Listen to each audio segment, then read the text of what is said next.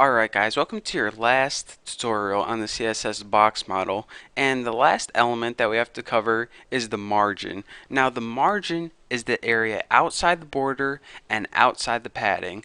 It's the area basically that surrounds the entire element. So let's go ahead and actually make some paragraphs. That'll probably be the easiest to see. So paragraphs actually have margin by default, one of the few elements. So this is a paragraph. Make sure you spell that. Wow, I was pretty close actually. So anyways, let's go ahead and paste that, and actually we probably should add a background color. So P background color, and just make it orange or something. Nothing too light, nothing too dark, just right. And I'm talking about orange, yeah. And check it out. This is Aprigrapta, and this is Aprigrapta. So as you can see, by default, it has probably, I don't know, how tall is my mouse cursor? Probably like 10 or 15 pixels or something.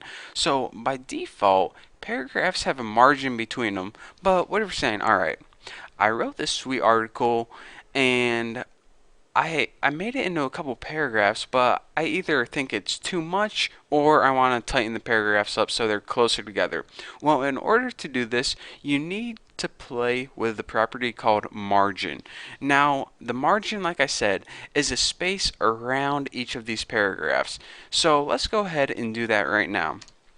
Just like the padding, that's what I was trying to think of. You can either play with margin in one of two ways. You can either change it overall or you can change it individually. So let's go ahead, and the first thing I want to do is show you guys how to tighten up your paragraph. So if you want to tighten it up to like 1 pixel, just like that. If you set margin to 1 pixel on your paragraphs, it goes from the default, which is, I'm going to say it's like 10 pixels by default, and it refreshes it. You now have a 1 pixel of space in between your paragraphs. So that is a way to tighten up. You can even set it to 0 if you want, but then it wouldn't even be a paragraph at all. It would just be like a line break. So anyways, that is how you would do that.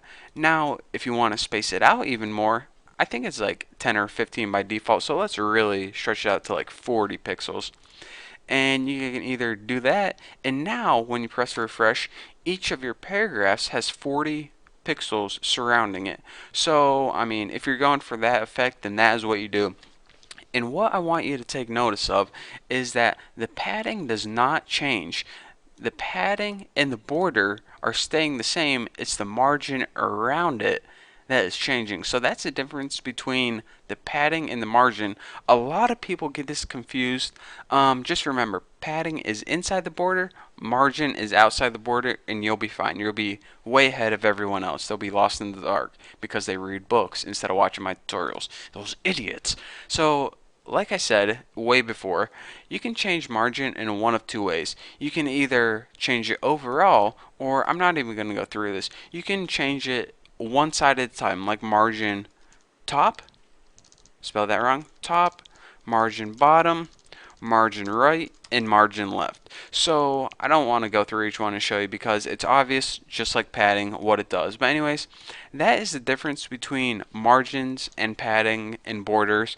And overall, that's called the CSS box model. How you can play with different areas of an element, basically. So anyways, now you understand the CSS box model. We're ready to move on to another topic. So anyways, thank you guys for watching.